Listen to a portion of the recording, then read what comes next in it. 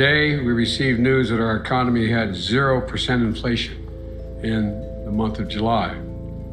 0%.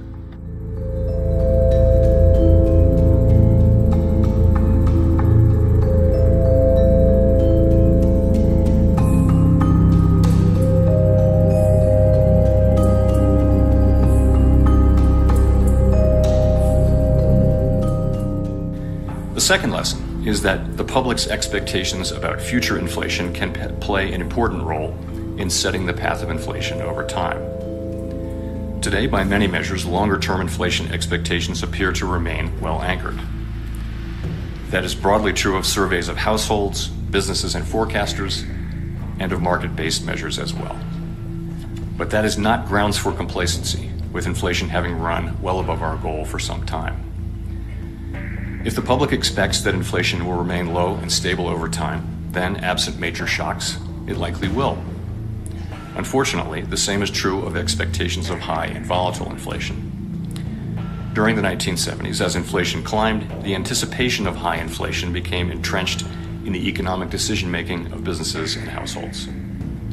The more inflation rose, the more people came to expect it to remain high, and they built that belief into wage and price decisions.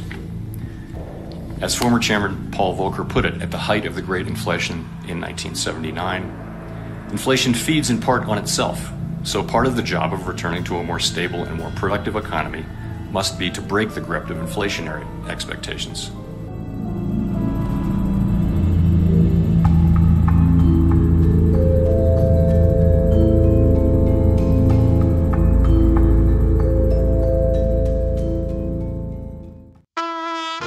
Today's action is what peak inflation looks like. We got a consumer price index number that was down versus last month. And what happened? Well, the Dow roared 535 points.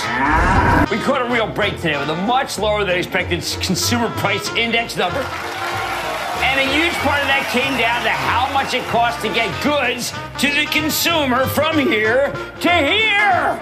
And that's how the Dow skyrocketed 1,201 points. S&P surged 5.5%, and the NASDAQ roared 7.35%. Because lower inflation means the Fed won't need to raise interest rates as aggressively as it may have thought it needed to. I mean, I'm with Jim Cramer on this. Listen, you've heard me say, I've been saying that the way the government does the housing inflation is so lagged. We already had 20% increases in prices and rents. It's only recorded as 6 and 7 and 8, and it's going to get in there over the next 12 months. And it is a very big fraction. So the printed numbers are going to remain bad, even though the actual numbers are going to be getting much better. So, I mean, I presume that Powell knows this. If he just looks at the printed numbers, it's still going to be, it's going to go down. I mean, this could be the peak print. I would go 50 and then 225s at this particular point to sort of complete market expectations.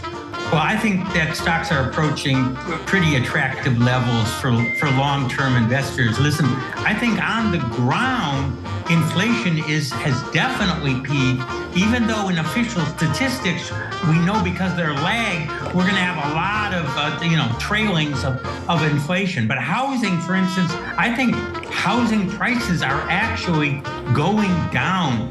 My feeling is that they may not have to go that far. I mean, I may be only 100 basis points from the current level. A lot of people are talking about 4%, but I think they're looking at the rear view mirror when they look at year-over-year pricing rather than forward inflation. I think the market is convinced that he will see the light and he will pivot soon and realize that rates are high enough and inflation is coming down quite dramatically. The rhetoric about inflation being transitory has been thrown out the window. But in fact, there is some of this that is transitory. And I think that that's really what's been shown by the CPI report yesterday and the PPI report this morning. And, gasoline prices are already down $1. We're seeing falling airline fares. We're seeing plenty of signs that not only is the economy growing at a more moderate pace, but also inflation is coming down. And I think, if that's the case, then the peak for interest rates is going to be lower, and that peak for interest rates that we see will support higher equity prices. I think inflation has already peaked. I think it is going to gradually fall.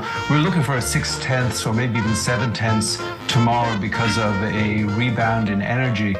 But on a year-over-year basis, we might be down to a 7.9 or an 8. And by March, I think we're going to be down to something with a 5 handle on a year-over-year basis. So inflation is falling. And we're looking for about an 8% long-term gain out of equities in the US, more than 10% in Europe, emerging markets in Japan. So I'd say this is a time to be overweight equities for a long-term investor. July was a break in trend that's caught a lot of people flat-footed.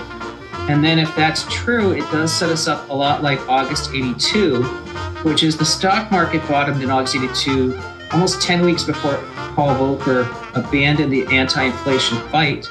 And that entire stock market rally of 4 months erased a 3-year bear market. We are tracking more towards a soft landing that's more like 2018. And that would mean markets have already discounted much of the Fed tightening. And so we would want to be buying this rally. I just think the case for accelerating inflation is over. You think, look, Jeremy Siegel, the Wharton School, was with me yesterday and said inflation's basically over. Yes. It's kind of hard to declare that at a 7.7 print on the CPI. Yes, the stock market in 82 bottomed when the inflation was around 7.5% on its way to 3. Volcker didn't posit pausing or ending the fight until October. So 10 weeks before the Fed actually even offered a view, the stock market had already bottomed.